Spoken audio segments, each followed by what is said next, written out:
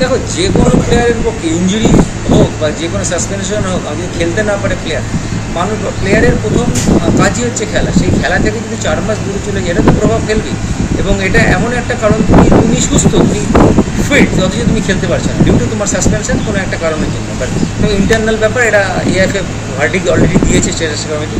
নিশ্চয়ই ইস্টবেঙ্গল হয়তো আবার সুযোগ পাবে ইয়ে করার, তার এগেনস্টে গিয়ে বা কোর্টে গিয়ে বা কোথাও গিয়ে নিশ্চয়ই এএফএফ এর প্লেয়ার স্ট্যাটাস কমিটি গিয়ে অ্যাপিল করার নিশ্চয়ই সুযোগ থাকবে। আর 12.9 কোটি মানে বিশাল ব্যাপার একটা। সেখানে দিল্লি এফসি আর ইস্টবেঙ্গল মানে দুজনকেই সম্ভবত দুজন মিলে দিতে হবে টাকাটা।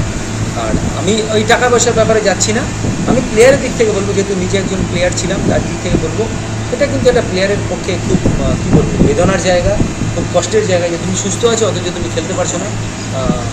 তো এই ব্যাপারটা ওকে ওভারকাম করে উঠতে হবে এবং এটা খুব শক্ত মানসিকতা দরকার। যখন আমরা দেখি প্লেয়াররা ইঞ্জুরির পরে একটা 5-6 মাসের গ্যাপের পরে বা 1 বছরের পরে যখন প্লেয়াররা কামব্যাক করে, কিছু প্লেয়ার খুব ভালোভাবে কামব্যাক করে, কিছু প্লেয়ার করতে পারে না। সম্পূর্ণ প্লেয়ারের মানসিকতার উপর ডিপেন্ড করে। তো আনোয়ার নিশ্চয়ই শক্তিশালী প্লেয়ার, কেননা এর আগে আমরা দেখেছি হার্টের একটা সমস্যা ছিল, সেখান থেকে কামব্যাক করে আইনি লড়াই লড়ে এসেছে। তো নিশ্চয়ই এই ক্ষেত্রেও হয়তো কামব্যাক করবে।